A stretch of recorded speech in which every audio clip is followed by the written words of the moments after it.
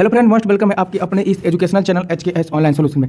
आज के इस वीडियो में हम लोग बायोलॉजी का ऑब्जेक्टिव क्वेश्चन करने वाले चैप्टर 1 का जो बोर्ड एग्जाम के लिए बहुत ही इंपॉर्टेंट क्वेश्चन होगा, जो अगर कर लेते हैं आप तो इससे बाहर बोर्ड एग्जाम में आपका ऑब्जेक्टिव क्वेश्चन इस चैप्टर से नहीं छूटने वाला है। तो चलिए हम लोग वीडियो को शुरू करते हैं और एक एक करके सब प्रश्न को देखते हैं। तो चलिए पहला क्वेश्चन को चलते हैं। पहला क्वेश्चन हमारा क्या कर रहा है, देखिए क्लास 12 ये है क्वेश्चन क्लास 12 वाले के लिए, class 12 biology chapter 1 PBI objective question है, ऑब्जेक्टिव क्वेश्चन। तो चलिए पहला क्वेश्चन को चलते हैं। पहला क्वेश्चन क्या कर रहा है, ये पहला क्वेश्चन कर रहा है अदरक में कायिक प्रबंधन किसके द्वारा होता है। अदरक में जो कायिक प्रबंधन होता है वो किसके द्वारा होता है, राइबोसोम के द्वारा होता है, यानी ए नंबर ऑप्शन आपका राइट आंसर हो जाएगा। चलिए दूसरा क्वेश्चन को चलते हैं। दूसरा नंबर क्वेश्चन क्या कर रहा है, दूसरा नंबर क्वेश्चन देखिए कर रहा है यहाँ पे कंद किसका रूपांतरण है। कंद जो है वो किसका रूपांतरण है, तो जड़ का है। कंद जड़ का रूपांतरण है, यानी सी नंबर आपका राइट आंसर हो जाएगा।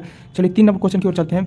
ये सब क्वेश्चन अगर कर लेते हैं आपके बोर्ड एग्जाम के लिए बहुत मोस्ट इंपॉर्टेंट क्वेश्चन है और इससे बाहर क्वेश्चन कभी भी नहीं आया है और ये 2009 से लेकर 2024 तक का डाटा पूरा इस वीडियो में क्वेश्चन के द्वारा लिया गया है। तो चलिए 3 नंबर क्वेश्चन देखिए क्या कर रहा है।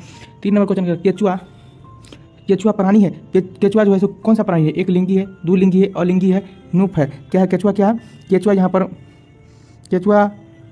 यहाँ पर द्विलिंगी हो जाएगा। बी नंबर ऑप्शन आपका करेक्ट हो जाएगा। तो चलिए चौथा नंबर क्वेश्चन की ओर चलते हैं। चौथा नंबर क्वेश्चन यहाँ पर क्या करा है, चौथा नंबर क्वेश्चन करा है इनमें कौन ठहरे हुए पानी में उगकर ऑक्सीजन खींच लेता है। इनमें कौन ठहरे हुए पानी में उगकर ऑक्सीजन को खींच लेता है, यानी पूरा प्राप्त कर लेता है। तो यहाँ पर आपका यहाँ पे ऑप्शन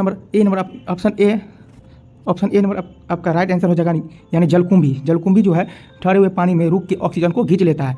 तो ए नंबर ऑप्शन आपका राइट आंसर हो जाएगा। चलिए हम लोग 5वां नंबर क्वेश्चन की ओर चलते हैं। 5वां नंबर क्वेश्चन क्या करा है, देखिए 5वां नंबर क्वेश्चन करा है इनमें कौन सा भाग अगुणित है। अगुणित भाग कौन सा है, तो सी नंबर ऑप्शन होगा पराग, यानी सी नंबर ऑप्शन आपका करेक्ट आंसर है।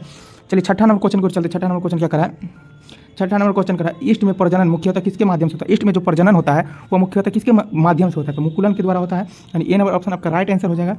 तो चलिए अगले नंबर क्वेश्चन की ओर चलते हैं। 7 नंबर देखिए क्या करा है। 7 नंबर क्वेश्चन करा है युग्मक सामान्यतः किस प्रकार का होता है। युग्मक जो होता है वो किस प्रकार का होता है, डी नंबर ऑप्शन आपका राइट आंसर हो जाएगा। नलीपोलाइड अगुणक होता है, यानी डी नंबर ऑप्शन आपका राइट आंसर हो जाएगा।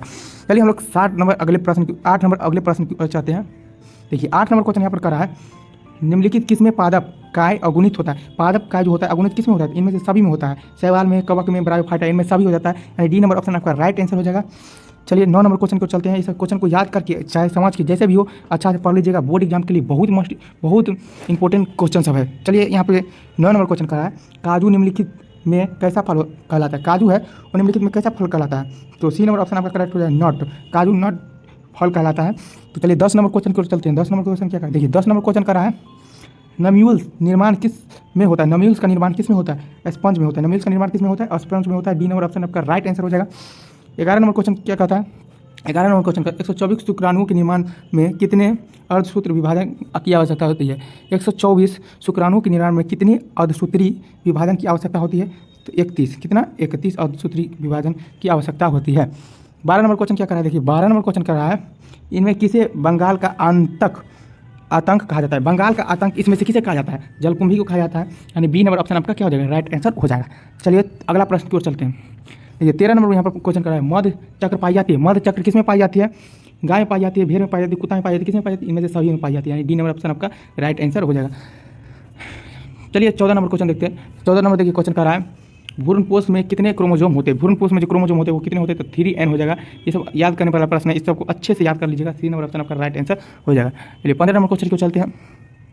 देखिए 15 नंबर क्वेश्चन कर रहा है इनमें कौन नर युग्मक से संयोजन कर भ्रूणपोष बनाता है। इनमें कौन है जो नर युग्मक से संयोजन करके भ्रूणपोष बनाता है, तो द्वितीयक केंद्रक है। क्या है, द्वितीयक केंद्रक। डी नंबर ऑप्शन आपका राइट आंसर हो जाएगा। चलिए 16 नंबर क्वेश्चन क्या कर रहा है देखते हैं। 16 नंबर कहता है निषेचन का परिणाम होता है। निषेचन का परिणाम होता है किससे, तो भ्रूणपोष से होता है। किससे, भ्रूणपोष से निषेचन का परिणाम होता है। चलिए 17 नंबर क्वेश्चन देखते हैं क्या कर रहा है। 17 नंबर क्वेश्चन कर रहा है जब नर और मादा ग्रेमिट के युग्मक होता है तब यह कहलाता है। जब नर और मादा ग्रेमिट का युग्मक होता है तब यह क्या कहलाता है, अलैंगिक जनन कहलाता है। क्या कहलाता है, अलैंगिक जनन। 18 नंबर क्वेश्चन देखो। 18 नंबर क्वेश्चन का उच्च श्रेणी के पौधे में निषेचन होता है। उच्च श्रेणी के पौधे में निषेचन किसके द्वारा होता है, उच्च श्रेणी के जो पौधे होते हैं उसमें निषेचन किसके द्वारा होता है, तो जल में होता है, जल के द्वारा होता है, यानी बी नंबर ऑप्शन आपका राइट आंसर हो जाएगा। चलिए 19 नंबर क्वेश्चन की ओर चलते हैं।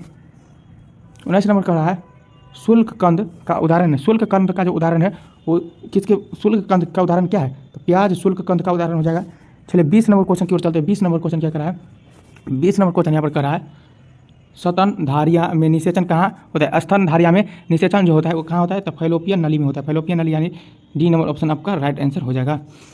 चलिए अब चलते हैं 21 नंबर क्वेश्चन की ओर। 21 नंबर क्वेश्चन यहाँ पर देखिए क्या कर रहा है। जब संतति की उत्पत्ति एकल जनक द्वारा होता है तब यह कहलाता है, तब यह क्या कहलाता है?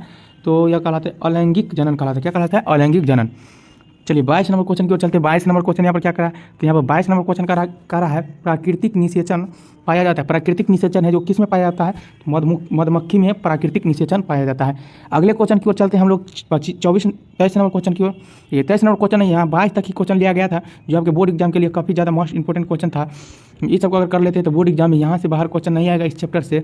जिस भाई बहन को PDF नोट्स लेना है वो यहाँ दिए गए नंबर पर कॉन्टैक्ट करें, यहाँ पर नंबर दिया गया होगा, वो दिए गए नंबर पर कॉन्टैक्ट करें। और किसी भी प्रकार की अगर किसी प्रकार का दिक्कत हुआ हो तो कमेंट में बता दें। और मिलते हैं अगले वीडियो में, तब तक के लिए जय हिंद जय भारत। वीडियो कैसा लगा वो कमेंट करना ना भूलिएगा। धन्यवाद।